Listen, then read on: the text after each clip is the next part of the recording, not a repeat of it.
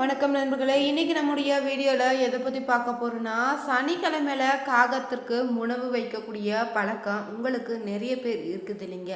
நீங்கள் சனிக்கிழமையில் காகத்திற்கு உணவு வைக்கும்போது எந்த மாதிரியான பொருட்களை நீங்கள் உணவாக வைக்கலாம், மேலும் பார்த்தீங்கன்னா காகத்திற்கு இந்த ஒரு பொருள் வைத்திடக்கூடாதுன்னு சொல்லுவோம். அதற்கு காரணம் என்னன்னு தெரிஞ்சுக்கணுமா? இந்த வீடியோ உங்களுக்கு பயனுள்ள தகவல்கள் நிறைந்ததாக இருக்கும். அதனால் கடைசி வரைக்குமே ஸ்கிப் பண்ணாமல் பாருங்கள். இது போன்ற சுவாரஸ்யமான பதிவுகளுக்கு மறக்காமல் நீங்கள் உற்சாக நியூஸ் சேனலை சப்ஸ்கிரைப் பண்ணிக்கோங்க. கூடவே இருக்கிற பெல் பட்டனை கிளிக் பண்ணிக்கோங்க. வாங்க நண்பர்களே, வீடியோக்குள்ளே போகலாம். மேலும் உங்களுக்கு ஜோதிட ரீதியான சந்தேகம் இருந்துச்சுன்னா, உங்களுடைய ஜாதகத்தில் பிரச்சனைகள் இருப்பதாக நீங்கள் நினச்சிங்கன்னா அதற்கான சரியான தீர்வையும் பரிகாரத்தையும் பெற்றுக்கொள்ள வீடியோவில் டிஸ்கிரிப்ஷனில் கொடுத்துருக்க நம்பருக்கு மறக்காமல் கால் பண்ணி தெரிஞ்சுக்கோங்க. வாங்க நண்பர்களே போகலாம். காக்கை பார்த்தீங்கன்னா பொதுவாகவே சனீஸ்வர பகவானுடைய வாகனமாக நம்ம பார்க்குறோங்க. அதனால் நாம் தினமுமே காக்கைக்கு உணவு வைக்கணும்னு நம்மளுடைய வீட்டில் இருக்கிறவங்களும் சொல்லி நீங்கள் கேள்விப்பட்டிருப்பீங்க. காக்கை வடிவிடதாங்க நமக்கு முன்னோர்கள் அருள் செய்வாங்களாம். அதனால் தான் பலரும் நீங்கள் தினமும் காக்கைக்கு உணவு வைப்பீங்க. அதில் குறிப்பாக அமாவாசை தினத்தில் உணவு வைப்பது பலரும் பின்பற்றி வருவீங்கள்ல. இதோடு மட்டும் இல்லைங்க, சனிக்கிழமை தோறும் நீங்கள் விரதம் இருந்து வழிபாடு செய்வது, காக்கைக்கு உணவு வைத்து பிறகு நீங்கள் விரதத்தை பூர்த்தி செய்துக்கோங்க. இப்படி நீங்கள் செய்து வருவது உங்கள் வாழ்க்கையில் இருக்கக்கூடிய தடைகளுக்கு ஒரு நல்ல பரிகாரமாக அமைஞ்சிடுங்க. அப்படி நம்ம காகத்திற்கு உணவு வைக்கும்போது மறக்காமல் நீங்கள் ஒரு குறிப்பிட்ட உணவை வைக்க வேணும். அது என்னென்னு தெரியுமாங்க? அன்றைய நாள் நீங்கள் சனிக்கிழமையில் சனிப்பயிற்சி நடக்கக்கூடிய நாளாக சனீஸ்வர பகவானின் வாகனமாக திகழக்கூடிய காக்கை மறவாமல் இந்த ஒரு உணவை கண்டிப்பான முறையில் நீங்கள் காகத்திற்கு வைக்கணுமாங்க. அதுதாங்க கருப்பியல் கலந்த தயிர் சாதத்தையும் வாழைக்காயும் நீங்கள் வைக்கணுங்க.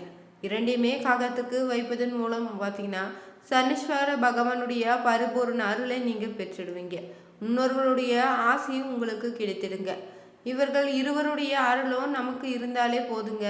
நம்ம வாழ்க்கையில் பார்த்தீங்கன்னா எந்தவித தடைகளும் ஏற்படாது, நன்மைகள் மட்டும்தான் உண்டாகுன்னே சொல்லலாம். நீங்கள் உங்களுடைய வீட்டில் சமைக்கக்கூடிய உணவு எதுவாக இருந்தாலும் தனியாக நீங்கள் காக்கைக்கு வைக்க வேண்டும் என்பதற்காக குறிப்பிட்ட உணவை செய்து காக்கைக்கு வைத்துக்கிட்டிங்கன்னா வீட்டில் இருக்கக்கூடிய அனைவருமே உண்ண சனீஸ்வர பகவானுடைய அருளும் முன்னோர்களோட ஆசையும் பரிமூலமாக உங்களுக்கு கிடைத்திடுங்க. பழைய சாதம் வைக்கலாமா? காகங்களுக்கு நீங்கள் உணவு வைப்பதால் கிடைக்கக்கூடிய நன்மைகள் என்னன்னு தெரியுமாங்க? கடன் தொலை தீர நீங்கள் காகத்துக்கு எப்படி உணவளிக்கலாம், உணவு வைக்கும் முறை என்னன்னு தெரிஞ்சுக்கணுங்க. அதை தொடர்ந்து இந்த வீடியோவில் நம்ம பார்க்க போகிறோம். ஸ்கிப் பண்ணாமல் தொடர்ந்து வாங்க நண்பர்களே. சனி பகவானுடைய வாகனமாக இருக்கக்கூடிய காகத்திற்கு அமாவாசை தினங்களில் நீங்கள் உணவு வைங்க. சனிக்கிழமையிலும் உணவு வைப்பது சிறப்பான பலனை தேடித்தரும். இறந்து போன ஆத்மாக்கள் பார்த்தீங்கன்னா காகத்தின் ரூபத்தில் தான் வீடு தேடி வருவதாக நம்ம நம்புறல்ல. அதனால் தாங்க இன்றுமே சனிக்கிழமைகளில் விரத தினங்களையும் படையிலிட்டு காகத்துக்கு உணவு வைக்கிறோம். இப்படி நீங்கள் காகத்திற்கு வைக்கக்கூடிய உணவு பார்த்தீங்கன்னா சாப்பிடாமல் செஞ்சிச்சுன்னா இப்படி நம்ம வைக்கக்கூடிய உணவில் காகம் வாய் வைக்காமல் போவதுன்னு முன்னோர்கள் கோபத்தை வெளிப்படுத்தக்கூடியதாக ஒரு அர்த்தத்தை நமக்கு சொல்லுதுங்க. முன்னோர்களுக்கு நீங்கள் திதியை தந்துவிட வேண்டுங்க. தவறாமல் திதி தரும்போது முன்னோர்களுடைய ஆசை உங்களுக்கு பரிபூரணமாக கிடைத்திருங்க. அதே போல் தொடர்ந்து காகத்துக்கு சாதம் வைத்து வந்தீங்கன்னா கழுத்தை நெருக்கக்கூடிய கடன் தொல்லைகள் நீங்கிடும். எந்த துசத்தையும் உங்களை நெருங்காதுங்க. புத்திர பாக்கியமும் உங்களுக்கு கிடைத்திருங்க. காக்கைக்கு உணவிடுவதால் ஒரே சமயத்தில் நீங்கள் யமனையும் சனியும் திருப்தியடைய செய்திடுவீங்க. நம்ம வீட்டை சுற்றிருக்கக்கூடிய பூச்சி புழுக்களின் கூட இறந்து கிடந்தாலும் காக்கை அதனை அப்புறப்படுத்திடுங்க. இதனால நோய் தொற்றுகளிலிருந்து நம்மை பாதுகாத்திடுங்க. காகத்துக்கு நீங்கள் சாதம் வைக்கும்போது பெண்கள் சுத்தமாக இருக்கணும். மாதவிலக்கு நேரத்தில் இல்லைன்னா போன்ற சமயங்களை நீங்கள் உணவு வைத்திடாதீங்க. காகங்களுக்கு உணவு வைத்தீங்கன்னா தீராத ஆபத்தை ஏற்படுத்திடுங்க. குளிக்காமல் சாப்பிட வைக்காதீங்க. மிச்சமான உணவுன்னு எச்சில் தட்டில் உள்ள உணவை நீங்கள் காகத்துக்கு வைத்தீங்கன்னா நீங்காத தோஷம் உங்களுக்கு ஏற்பட்டுடுங்க.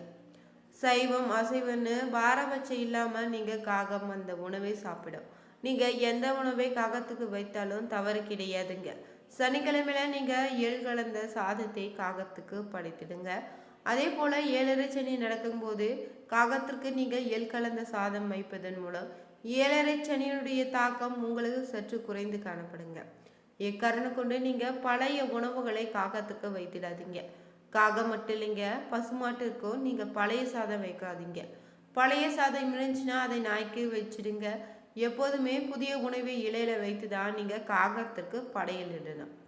அதே போல் வியாழக்கிழமை இரவே நீங்கள் வடித்த சாதத்தில் சிறிது தண்ணீர் ஊற்றி மூடி வச்சிடுங்க. வெள்ளிக்கிழமை காலையில் அந்த தண்ணீர் கலந்த சாதத்தை காகத்திற்கு வைக்கலாம். காகம் இதனை சாப்பிடும்போது குடும்பத்துக்கு நன்மை உண்டாகுங்க. சிறிய வாழை இலையில சாதத்தையும் நெய், உப்பு, பருப்பு, சாம்பார் சேர்த்து பிசைந்து காகத்துக்கு வைக்கலாங்க.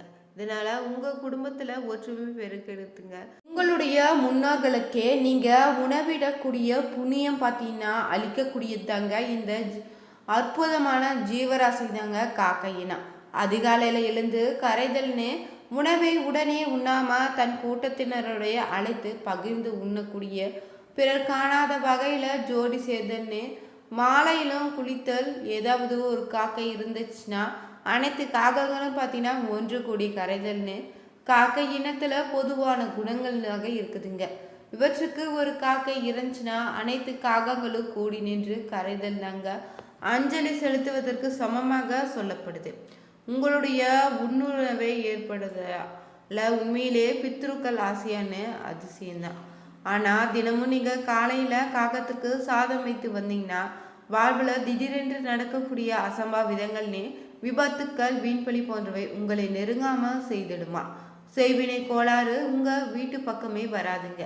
தீராத கடன் தொல்லைகளும் தள்ளி போகக்கூடிய புத்திர பாக்கியம் போன்ற மிக முக்கியமான பலன்கள் உங்கள் நியாயமான கோரிக்கைகளை தடையில்லாமல் நிறைவேற்றுவதில் முக்கிய பங்கு வகிப்பது பார்த்தீங்கன்னா முன்னோர்கள் வழிபாடு தாங்க. உங்கள் முன்னோர்களுக்கு நீங்கள் உணவிடும் புண்ணியத்தை பார்த்தீங்கன்னா அபரிமிதமான சக்தியை உங்களுக்கு அளிக்கவில்லை அற்புதமான ஒரு ஜீவராசி காக்கையினுங்க. குடும்ப ஒற்றுமை வேண்டுன்னு நினைக்கக்கூடிய சுமங்கலி பெண்கள் காக்கையை வழிபட்டுவாங்க.